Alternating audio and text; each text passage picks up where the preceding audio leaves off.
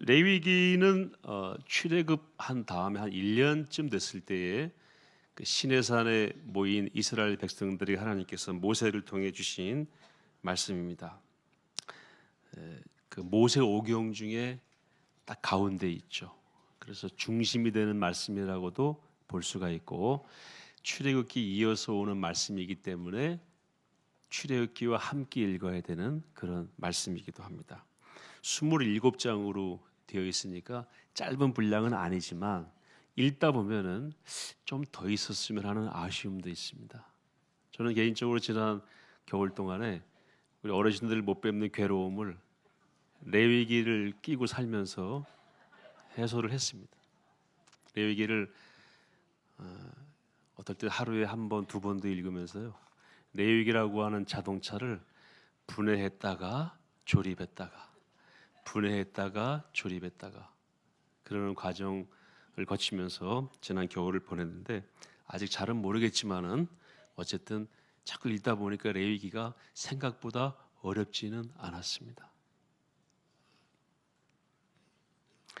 주로 제사와 관련된 말씀으로 기록되어 있다고 생각하는데, 뿐만 아니라 생활에 관한 부분도 있고요. 그 다음에 절기, 성결, 이방인과의 구별된 삶을 어떻게 살아야 될 것인가 하는 부분, 경제 원리에 대해서도 포괄적으로 말씀하고 있습니다. 생명의 공동체를 세우는 40일 생캠 기간 동안에 우리가 6개의 주제를 나누게 되는데, 이번 주가 뭡니까? 예배, 다음 주가 훈련, 그 다음 주가 전도, 그 다음 주가 치유, 그 다음 주가 화해, 마지막이 소명.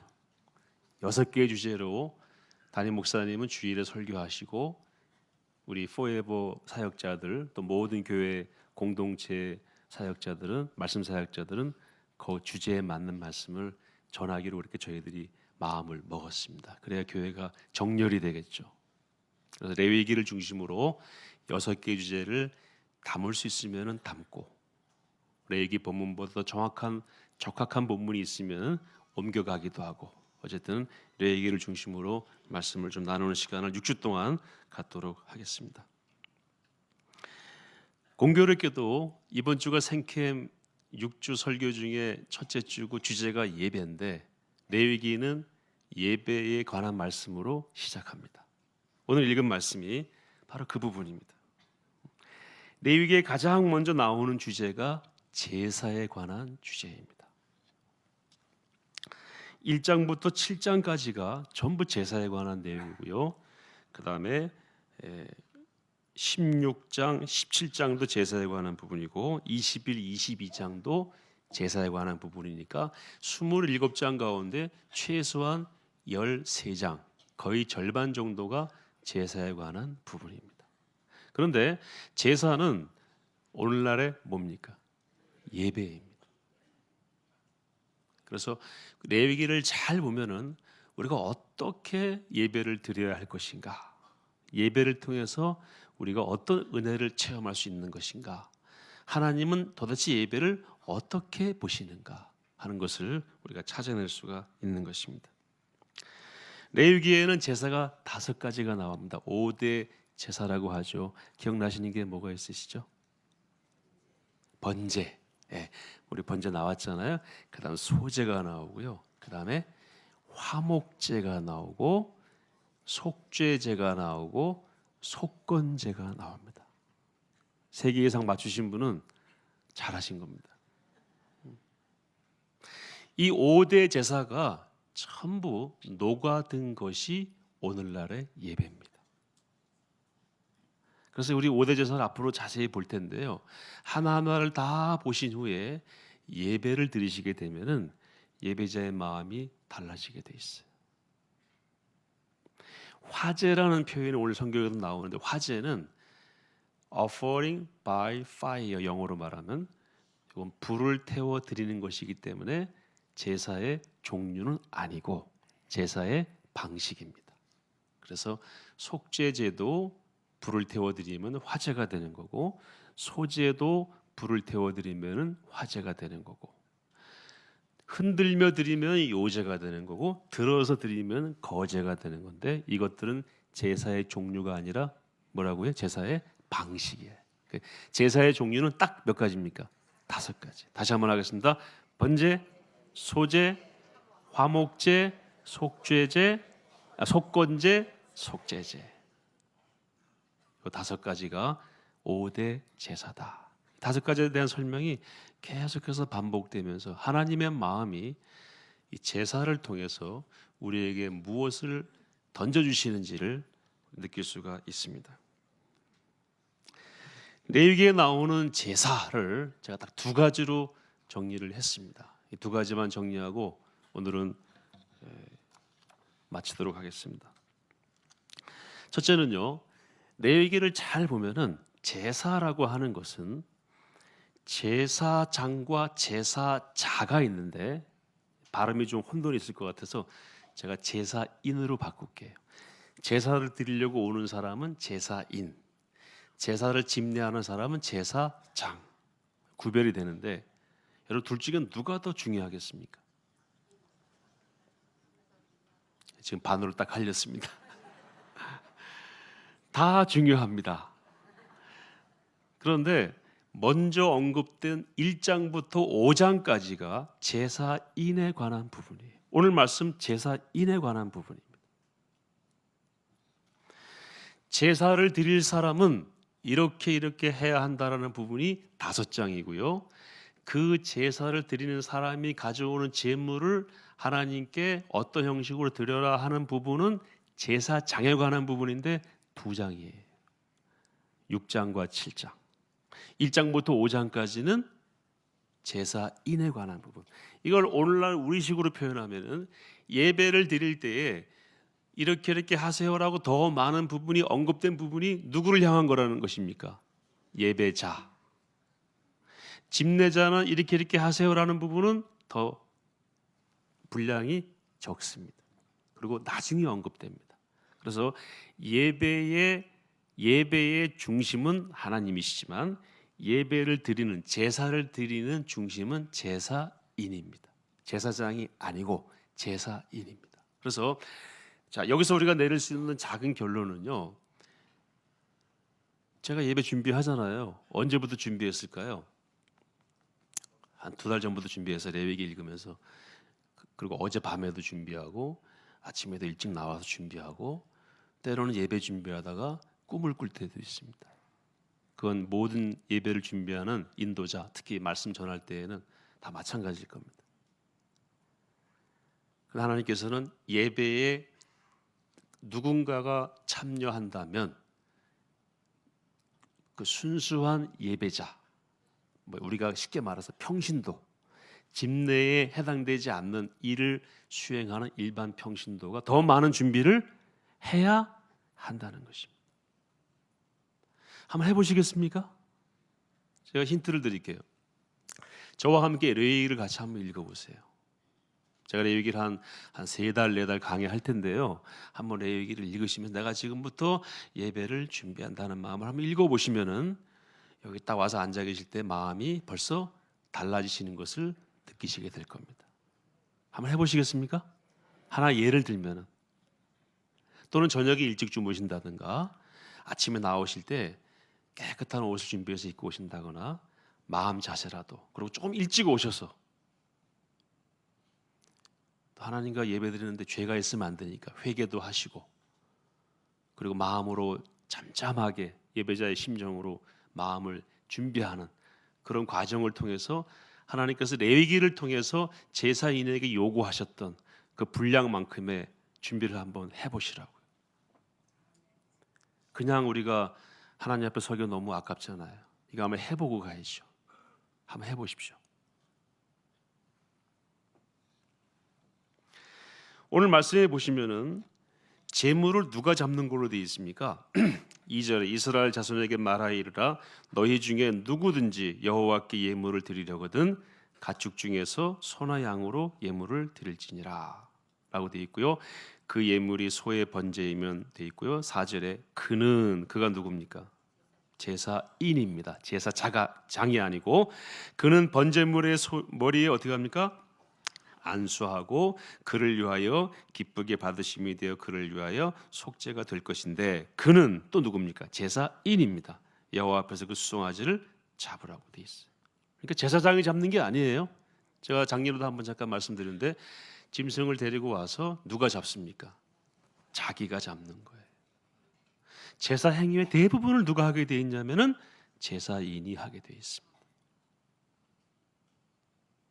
각을 뜨는 건 누가 뜹니까? 제사인이 하게 돼 있어요. 내장을 씻는 건 누가 씻습니까? 다 제사인이 하게 돼 있어요. 제사장은 피를 받아 제단에 뿌리는 일만 합니다. 예배의 많은 부분이 비중이라는 표현도 좋을 것 같아요. 비중이 예배자에게로 가 있습니다. 꼭 기억하시기를 바랍니다. 철저히 제사인에게 비중이 가 있고 철저히 예배자에게 비중이 가 있다. 첫 번째 얻는 교훈이고요. 두 번째는 하나님은 제사 가운데 임재하신다. 여러분 레위기의 주제는 임재입니다. 레위기의 주제가 성결이라고 하는 분도 있는데 틀리지 않아요. 그러나 하나님의 임재가 먼저입니다. 하나님의 임재가 이루어지고 난 이후에 발생하는 것이 성결이고 정결입니다. 정결과 성결은 또 차이가 있을 건 나중에 기회 되면 말씀을 드리겠습니다. 그래서 제사를 통해서 확인하는 것은 무엇이다? 하나님의 임재이다. 그래서 레위기는 하나님의 임재의 자리를 만들라고 하나님이 힌트를 주시는 거예요. 뭐 할 때 하나님이 임재하신다? 제사할 때. 지금식으로 말하면은 예배 가운데 하나님께서 임재하신다. 저는 그래서 어제 밤부터요, 우리 이 포에버 예배, 개강 예배 드리는 이 공간에 실제로 하나님께서 영적으로 임재하시는 그 장면을 상상을 했습니다. 하나님이 우리 가운데 임재하셔서 임하셔서 지금 우리 예배를 받으십니다. 이게 예배의 본질입니다. 그래서 제사를 드릴 때 이런 표현이 나오죠. 이는 여호와께 향기로운 무엇이다 라는 표현이 나와요. 향기로운 냄새다. 영어로는 아로마라고 돼 있어요. 아로마. 제물을 드릴 때 하나님이 그 향을 맡으신다는 거예요. 어떻게 하셔서? 그 가운데 임재하셔서. 제사장 제도가 만들어진 다음에 첫 번째로 드린 제사가 아론과 나답과 아비후라고 하는 두 아들이 자기들을 위해 드리는 제사입니다. 이 제사에는 속건제를 뺀 번제, 소제, 속죄제, 화목제가 다 들어가 있어요. 이 제사를 드리고 나서 드리는 마지막에, 드리는 중에, 정확히 말씀드리면 제사를 드리는 중에 하나님이 임재하십니다. 그래서 9장에 이렇게 표현되어 있어요. 여호와의 영광이 온 백성 중에 나타나며 불이 여호와 앞에서 나와 제단 위에 번제물과 기름을 불사르고. 이때 이거를 보고 온 백성이 어떻게 했습니까? 소리를 지르면서 엎드려서 경배하는 장면이 나옵니다. 그래서 제사 드릴 때 또는 예배할 때 하나님이 어떻게 하신다고요? 임재하십니다. 아멘이시죠?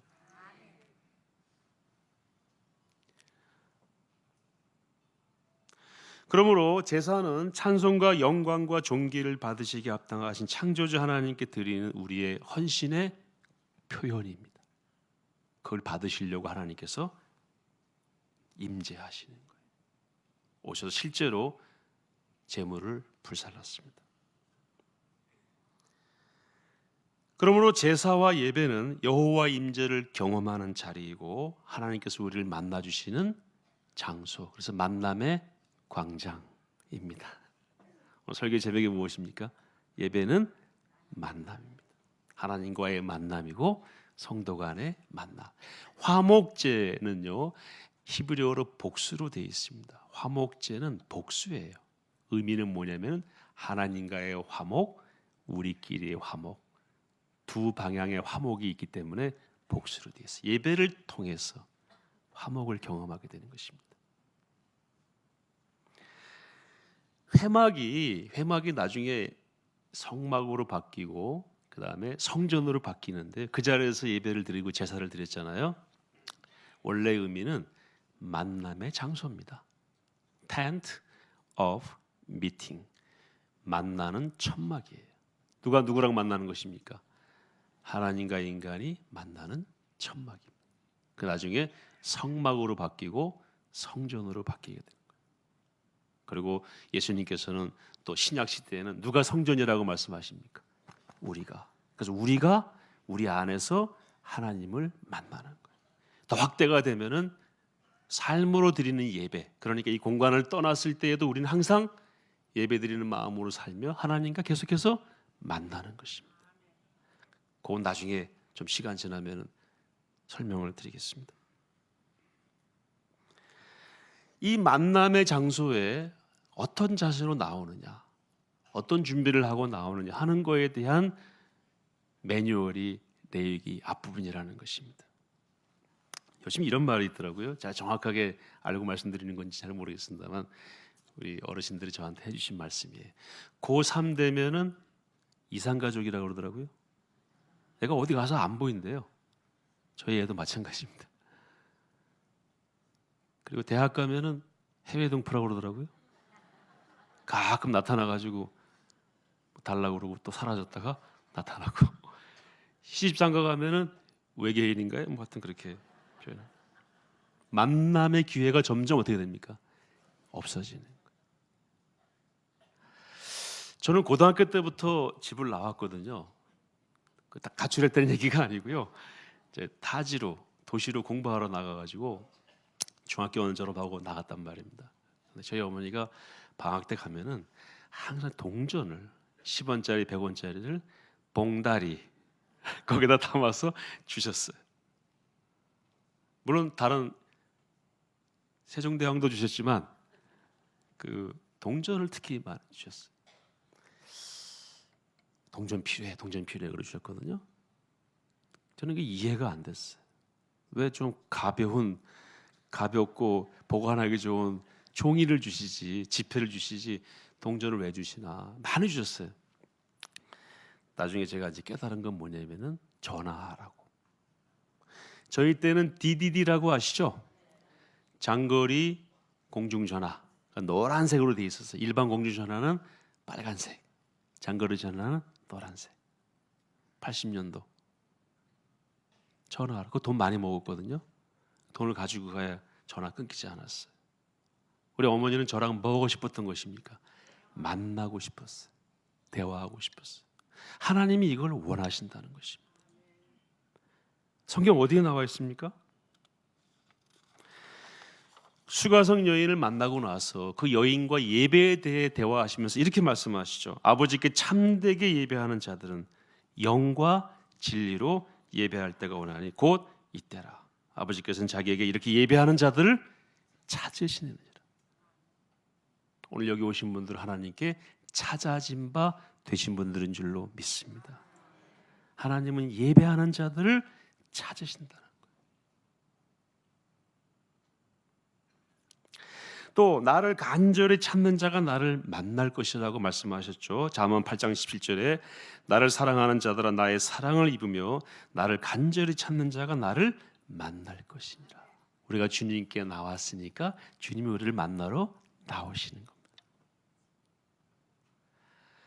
저는 지금도 교회 와서 일하려고 자리에 앉을 때예요. 앉을 때 컴퓨터를 켜거나 뭐 다른 작업 시작을 사역 시작을 할 때 또는 제가 군대 있을 때에는 육군본부에 2년 근무할 때 일이 엄청 많았습니다. 여기 공무원 생활하신 분들 계시지만은 진짜 대한민국을 제가 다 지키는 줄 알았어요.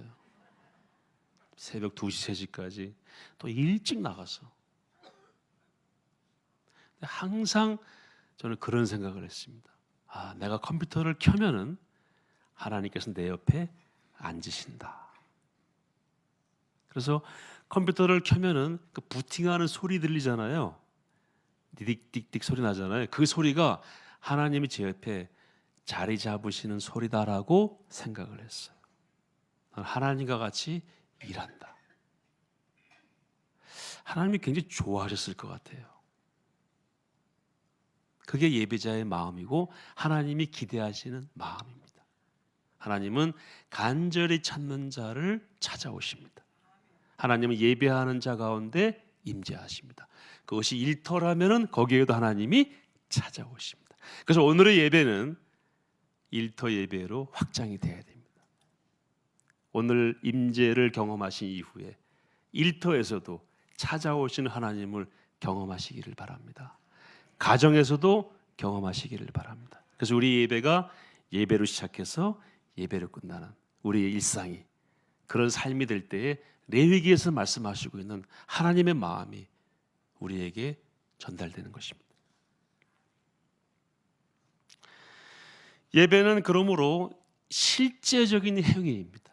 그냥 우리끼리 와서 찬양하고 기도하고 흩어지는 것이 아니라 실제적으로 하나님이 임재하시는 자리고 하나님이 우리를 만나고 싶어 하신 자리에 우리가 오게 된 것이고 하나님을 찾았더니 하나님이 우리를 기다리셨다가 만나주시는 장소이고 그 만남의 충격이 너무나 커서 광야 같은 세상을 이길 힘을 얻게 되는 자리인 것입니다.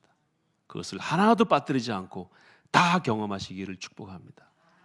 그냥 왔다 가시는 분 한 분도 없으시기를 바랍니다. 이 시간 너무 아깝지 않아요? 그런 장면이 없다면, 그런 실제적인 변화가 없다면 너무 아까운 자리입니다. 만약에 그런 체험을 하고 하나님의 임재를 경험하고 하나님과의 만남을 경험한다면 이 시간은 가장 귀한 시간이 되는 것입니다. 그래서 오늘 우리 목사님께서 담임 목사님께서 말씀하시면 예배의 승리자가 진정한 승리자다. 꼭 그렇게 되시기를 축복합니다. 어떤 유명한 카 레이서 아시죠? 카 레이서가 200km로 고속도로를 질주하는데 닭 한 마리가 뒤에서 달려오더니 300km로 달려가더래요. 카 레이서가 화가 났어요. 나보다 더 빨리 달리는 닭이 있다니. 그래서 톨게이트에 내려서 그 마을을 닭이 도망간 그 마을로 쫓아가서 이제 사람들을 불러놓고 여기 닭 한 마리 못 봤냐고. 내가 이 마을로 들어온 닭을 봤는데 닭 주인 좀 찾아달라고. 그 닭 주인을 찾았어요. 이렇게 물었답니다. 그 닭 좀 나한테 팔라고. 주인이 뭐라고 그랬겠어요? 잡혀야 팔지. 300km로 도망다니는데 어떻게 잡습니까? 당신이 잡아가시오 그랬어요. 제가 무슨 말씀을 드리려고 그랬겠습니까? 오늘날 사람들이 이렇게 도망다니고 있어요. 잡혀야 하나님이 갈 길을 알려주시고 또 복을 주시죠. 여호와를 가까이 함이 내게 복이라고 그랬는데 300km로 도망다니는데 방법이 없잖아요. 하나님이 잡아서 오시는 그런 예배는 원치 않았어요. 아까 예수님께서 뭐라고 그러셨어요? 참되게 예배하는 자들은 영과 진리로 예배할지니. 참되게 예배하는 자들을 찾으시는 거지 도망다니는 거 잡아다 앉혀놓는 거는 하나님이 원하시는 예배가 될 수가 없습니다. 오늘날 사람들이 300km로 도망가고 있어요. 어디로 도망가는 줄 아세요? 죽을 길을 찾아서 도망가고 있는 거예요. 무슨 말씀이냐? 하나님을 예배하지 않는 자들은요, 잘 살펴보세요. 무언가를 예배합니다. 대체로 뭡니까? 건강. 너무너무 소중히 건강이라면 자다가도 벌떡 일어나는 분들이 있고요. 우리 어르신들 건강에 관심이 있으신 거 나쁘다고 보지 않아요. 그렇지만 과도한 것은 너무 과도하거나 불신, 그러니까 이 과학이나 의학 자체를 뛰어넘는 그 편집증 같은 건강에 집착하는 것은 그건 좋지 않은 거죠. 돈에 대해서, 명예에 대해서 우리가 늘 이야기하는 것들이지만 그게 사실입니다.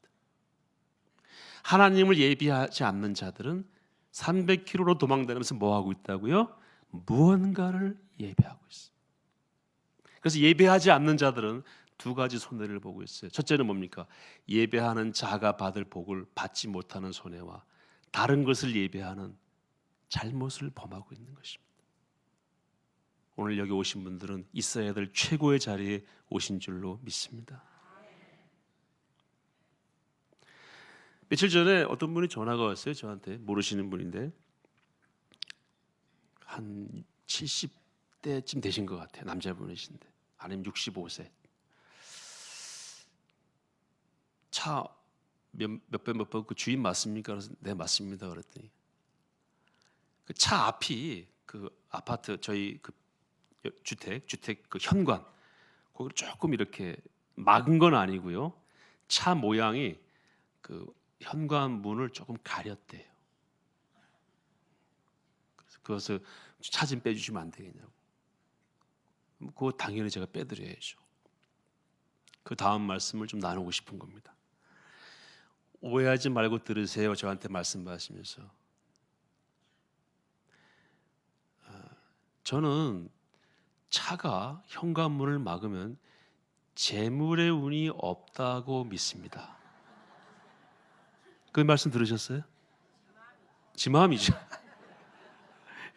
재물의 운이 없기 때문에 자기가 잠을 잘 수가 없대요. 밤이었거든요. 10시가 넘었는데 차 좀 빼달라고. 그분 재물의 문 제가 막으면 안 되잖아요. 그 저희 통로는 확실한데 6집밖에 안 살거든요. 제가 어느 분인지 굉장히 궁금해졌어요. 아마 가운데 친 그분 같은데. 우린 그런 거 안 믿죠. 예배하는 자들은요, 사실 굉장히 자유롭습니다. 하나님을 예배하는 것 때문에 다른 것을 예배할 필요가 없어요. 다른 것에 신경 쓸 필요가 없습니다. 제가 차는 빼드렸지만 그분의 마음도 좀 고쳐드리고 싶더라고요. 야, 하나만 고치면 다 해결되는데 재물은 제 차가 막고 제 차가 그 길을 터주는 게 아니고 모든 물질은 하나님의 손에 있는 겁니다. 그래서 우리가 하나님을 예배하는 거죠.